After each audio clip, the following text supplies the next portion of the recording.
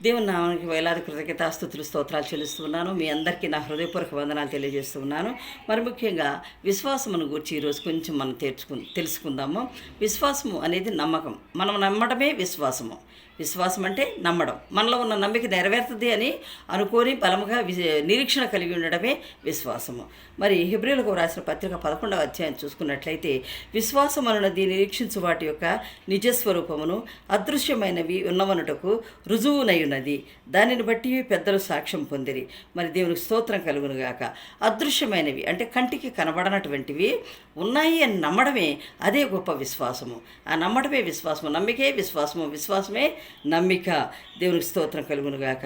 మరి అందును బట్టి మరి ఇంకొక మాట అంటాడు, విశ్వాసం చేత మరి విశ్వాసమును బట్టి హేబేలు కయీను కంటే శ్రేష్టమైన బలి దేవునికి అర్పించాను. దేవుడు అతని అర్పణలను గూర్చి సాక్ష్యం ఇచ్చినప్పుడు అతడు విశ్వాసమును బట్టి నీతిమంతుడుగా అని సాక్ష్యము పొందాడు. మరి నీతిమంతుడని సాక్ష్యం పొందిన మొట్టమొదటి వ్యక్తి ఎవరంటే హేబేలు. ఆదాము అవ్వలకు పుట్టినటువంటి కుమారులు ఇద్దరిలో కయ్యను పెద్దవాడు, హేబేలు రెండవవాడు. మరి కయ్యనేమో వ్యవసాయం చేసేవాడు, హేబేలేమో పశువులు కాచుకునేవాడు. అట్లాగే ఇవన్నీ అభివృద్ధి చెంది పంట చేతికి వచ్చిన తర్వాత ఇతరు పెంచిన పశువులన్నీ కూడా అభివృద్ధి చెంది మంచి వయసుకు వచ్చేసిన తర్వాత అర్పణలు అర్పించాలని దేవునికి అర్పణలు అర్పించారు. అప్పుడు కయ్యని ఇచ్చిన అర్పణల కంటే హేబేలు ఇచ్చిన అర్పణని దేవుడు ఎక్కువగా మెచ్చుకున్నాడు. ఎందుకంటే నిష్కల్మషముగా దేవునికి ఇవ్వాలనే మంచి ఆతృతతో చక్కనైనటువంటి మంచి బలి అర్పణ అర్పిస్తాడనమాట.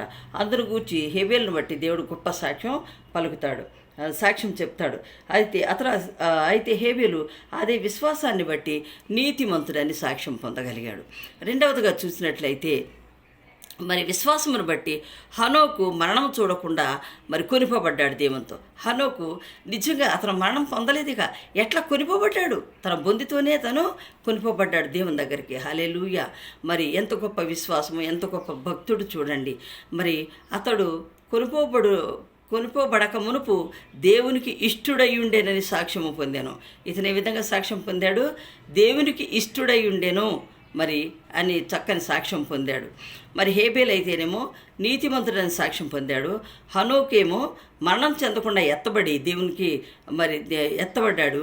మరి మంచి సాక్ష్యం పొందుకోగలిగాడు. దేవునికి ఇష్టుడై ఉండేను అని సాక్ష్యం పొందుకోగలిగాడు. కానీ దేవుడు అతనికి కొనిపోయాను కనుక అతడు కనబడలేదు. ఇక చూడండి, అతను సమాధి చేయబడలేదు, కొనిపోబడ్డాడంతే. హల్లెలూయా. విశ్వాసము లేకుండా దేవునికి ఇష్టుడై ఉంటా అసాధ్యము. దేవుని యొద్దకు వచ్చువాడు ఆయన ఉన్నాడనియో తన్ను వెదకు వారికి ఫలం దయచేయవాడనియో నమ్మవలెను. దేవునికి స్తోత్రం కలుగునుగాక. దేవుడి గొప్ప కృపను బట్టి వందనాలు చెల్లిస్తూ ఉన్నాను. ఏమంటున్నాడమ్మా? దేవునికి ఇష్టుడై ఉండుట ఎట్లా? విశ్వాసం లేకుండా దేవునికి ఇష్టుడై ఉండుట అసాధ్యము. అంటే విశ్వాసం ఉన్నవాడు, బలముగా నమ్మినవాడు అతడు మాత్రమే దేవునికి ఇష్టుడు అంటున్నాడు. దేవుని యొద్దకు వచ్చేవాడు ఆయన ఉన్నాడని నమ్మాలి. ఆయన సమస్తమును దయచేయగల దేవుడని కూడా మనము నమ్మాలి, విశ్వసించాలి. హల్లెలూయా. మరి తన్ను వెదకు వారికి ఫలము దయచేయవాడనియో నమ్మవలెను కదా. విశ్వాసమును బట్టి ఇది చూడండి, ఏమంటున్నాడు? దేవుని యొద్దకు వచ్చేవాడు ఆయన ఉన్నాడనియో తన్ను వెదకు వారికి ఫలము దయచేయవాడనియో నమ్మవలెను. దేవుని నమ్ముకున్నవాడు దేవుడు తప్పకుండా నాకు చేస్తాడు, దేవుడు నన్ను మంచిగా చూస్తాడు, దేవుడు నేను కోరుకున్నవని ఇస్తాడు, నాకు సమస్తం దయచేయగల దేవుడు అని మరి నమ్మినట్లయితే దేవుడు గొప్పగా దీవించి ఆశీర్వదిస్తాడు. మరి ఇంకొకటి మూడవదిగా చూసినట్లయితే, విశ్వాసమును బట్టి నోవహు అది వరకు చూడని సంగతులను గూర్చి దేవుని చేత హెచ్చరింపబడి భయభక్తులు గలవాడై తన ఇంటివారి రక్షణ కొరకు ఒక ఓడను సిద్ధము చేసెను. హల్లెలూయా. చూడండి, దేవుడు ఒక పని అప్పచెప్పాడు, అది తూచా తప్పకుండా నెరవేర్చినవాడు నోవహు మాత్రమే. అయా, జలప్రలయం రాబోతుంది నోవహు, ప్రజలందరూ రక్షించబడాలి, ప్రజలందరూ ఈ ఓడలోకి ఎక్కిద్దాము, నువ్వు ఓడ తయారు చేయమన్నప్పుడు పెద్ద ఓడను తయారు చేస్తాడు. కానీ ప్రజలందరూ చాటించి చెప్పాడు వారికి, రండి, మరి 40 దినాలు వర్షం రాబోతున్నది, రండి ఓడలో ఎక్కుదాం, రండి అన్నప్పుడు ఎవ్వరూ వినలేదు. కానీ ఒక్క ఆయన కుటుంబీకులు మాత్రమే ఎక్కారు ఆ ఓడలోకి. ఎవరెవరంటే తనకి ఇవ్వబడిన 3 కుమారులు 3 కోడళ్ళు. 6. తర్వాత నోహు భార్య 8 మంది మాత్రమే రక్షించబడ్డారు. ఆ ఒక్క కుటుంబం మాత్రమే రక్షించబడింది. హల్లెలూయా. మరి అట్లాగే జీవజంతువులన్నింటినీ ఒక్కొక్కటి పోతూ పెంటుగా మరి వాటిలన్నింటినీ రక్షించబడినాయి అంతే. దేవునికి స్తోత్రం కలుగును గాక. అప్పుడు నోవహు మరి హెచ్చరించబడ్డాడు దేవుని చేత, భయభక్తులు గలవాడై ఉన్నాడు. తన ఇంటి వారి రక్షణ కొరకు ఒక ఓడను సిద్ధం చేశాడు. అందువలన అతడు లోకం మీద నేరస్థాపన చేశాడు. నేరం మోపాడు. అవును, నేరం.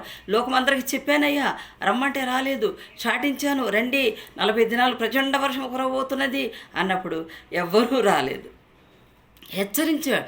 మరి ఇంత చెప్పినా కూడా వారు రాలేదు. కానీ తన ఇంటి వారు మాత్రమే రక్షించబడ్డారు ఆ ఓడలో.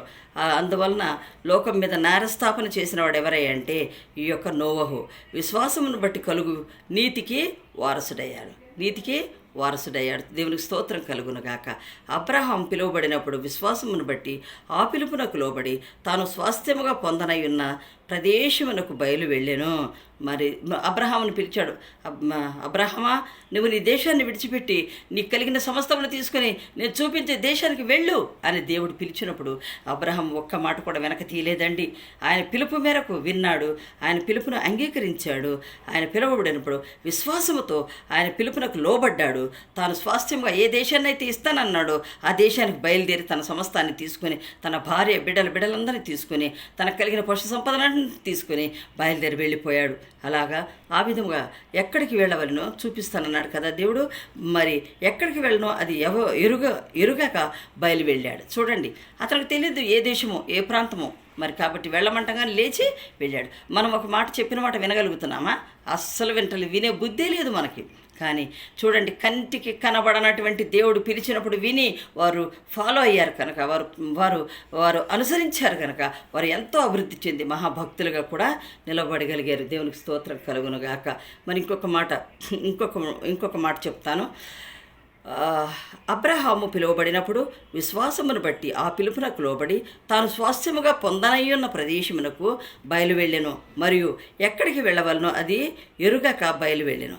విశ్వాసమును బట్టి అతనితో ఆ వాగ్దానమునకు సమాన వారసులైన ఇస్సాకు యాకోబు అనువారును గుడారములలో నివసించుచు అన్యుల దేశములో ఉన్నట్టుగా వాగ్దత్త దేశములో పరవాసులైరి. హల్లెలూయా, హల్లెలూయా. ఎవరు? ఈ యొక్క ఏశావు యాకోబులు. మరి అబ్రహాము వెళ్ళాడు. అలాగే విశ్వాసమును బట్టి వాగ్దానము సమాన వారసులైన ఇస్సాకు యాకోబు అను వారు కూడా గుడారాల్లో నివసించడానికి వెళ్ళారు. దేవునికి స్తోత్రం కలుగునుగాక. అలాగే అదేవిధంగా అన్యుల దేశంలో ఉన్నట్టుగా వాగ్దత్త దేశంలో పరవాసులుగా నివసించారు. వెళ్ళి దేవుడు ఒక దేశానికి తీసుకెళ్తానన్నాడు. అక్కడ పరవాసులుగా నివసించారు. మరి దేవుడు ఎంత గొప్ప దేవుడు అంటే విశ్వాసమును బట్టి మరి ఎన్నో గొప్ప కార్యములు జరిగినవి. విశ్వాసాన్ని బట్టి ఎన్నో గొప్ప కార్యములు జరిగించాడు. మరలా చెప్తాను ఈ ముగ్గురు నలుగురిని గూర్చి. హేబేలు అర్పణను దేవుడు అంగీకరించాడు. దేవుడు హేబేలును బట్టి సాక్ష్యం ఇచ్చాడు. హల్లెలూయా. మంచి బలి అర్పణ అర్పించాడు దేవునికి హేబేలు. మరి అదే విశ్వాసాన్ని బట్టి అతడు నీతిమంతుడని సాక్ష్యం పొందగలిగాడు. హానోకు మరణం చూడకుండా ఎత్తబడ్డాడు. బొందితోనే ఎత్తబడ్డాడు గనక అతడు కూడా సాక్ష్యం పొందాడు. ఏమని? దేవునికి ఇష్టుడై ఉండేనని సాక్ష్యం పొందాడు హనేకు. అలాగే మరి మూడో వ్యక్తిని చూసినట్లయితే నోవహు తన కుటుంబం కోసం రక్షణ ఓడను సిద్ధం చేసుకున్నాడు. విశ్వాసమును బట్టి కలుగు నీతికి వారసుడయ్యాడు. నోవహు నీతికి వారసుడయ్యాడు. అదేవిధంగా అబ్రహాం పిలువబడ్డాడు. విశ్వాసమును బట్టి అతనితో వాగ్దానమునకు సమాన వారసులైన ఇస్సాకు యాకోబు అని వారు కూడా గుడారాల్లో నివసించడానికి వెళ్ళారు. కాబట్టి వాగ్దత్తపు దేశంలో వాళ్ళు పరవాసులై నివసించారు. హల్లెలూయా, హల్లెలూయా, హల్లెలూయా. మరి అట్లాగే అబ్రహాం పిలువబడినట్టు విశ్వాసమును బట్టి ఆ పిలుపునకు లోబడ్డాడు. స్వాస్థ్యముగా పొందనయ్యున్న ప్రదేశమునకు బయలు వెళ్ళాడు. మరి ఎక్కడికి వెళ్ళవలెనో అది ఎరుగరు కానీ బయలుదేరి వెళ్ళారు. విశ్వాసమును బట్టి అతనితో ఆ వాగ్దానమునకు సమవారసులైన ఇస్సాకు యాకోబులు. అబ్రహాము ఇస్సాకు యాకోబులు. చూడండి, ఇస్సాకు అబ్రహాము కుమారుడు. తర్వాత ఇస్సాకు కుమారుడు యాకోబు అని వారందరూ కూడా గుడారాల్లో నివసించడానికి వెళ్ళారు. దేవునికి స్తోత్రం కలుగునుగాక. మరి దేవుని యొక్క నిర్మాణము, దేవుని యొక్క పిలుపు ఏ విధంగా ఉంటుందో మనకు తెలియదు సుమండి. భక్తులారా, దేవుని విశ్వసిస్తున్న వారులారా, మరి దేవుని యొక్క వాగ్దానమును బట్టి మరి వాగ్దానం ఇచ్చి తీసుకునే దేవుడు కాడు, వాగ్దానమును నెరవేర్చు దేవుడై ఉన్నాడు. హల్లెలూయా. దేవునికి కృతజ్ఞతాస్తుతులు స్తోత్రాలు చెల్లిస్తూ ఆయనకి ఇచ్చే ప్రతి అర్పణ కూడా గుణగక సనగక ఇస్తూ మరి దేవుని సన్నిధిలో అనేకమైన మంచి కార్యములు చేసుకుంటూ మనం వెళ్ళినట్లయితే మనం కూడా నీతికి వారసులుగా అవుతాము. నీతిమంతుడని దేవునితో సాక్ష్యం పొందుకోగలుగుతూ ఉంటాము. అయితే మనల్ని చూసిన వారు కూడా మనల్ని ఊర్చి సాక్ష్యం ఇస్తారు.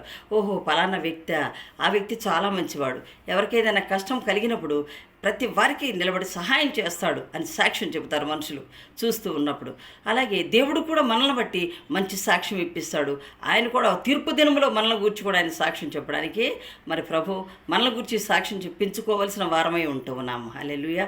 దేవుడిచ్చిన కృపను బట్టి దేవాది దేవునికి వందనాలు చెల్లిస్తూ కొద్ది మాటలు దీవించి ఆశీర్వదించును గాక. ఆమేన్. తండ్రి, విశ్వాసము, నాయన నమ్మకము, వీటిని దీవించి ఆశీర్వదించి మమ్మల్ని ఇంకా నీతిమంతులుగా ఎంచబట్టకు మీ కృప దయచేయమని, మీ నీతిలో నిలబట్టకు, మీరిచ్చే సాక్ష్యంకు వారసులుగా ఉంటకు మమ్మల్ని నిలబెట్టమని యేసయ్య నామములో ప్రార్థిస్తున్నాను తండ్రి. ఆమేన్, ఆమేన్, ఆమేన్.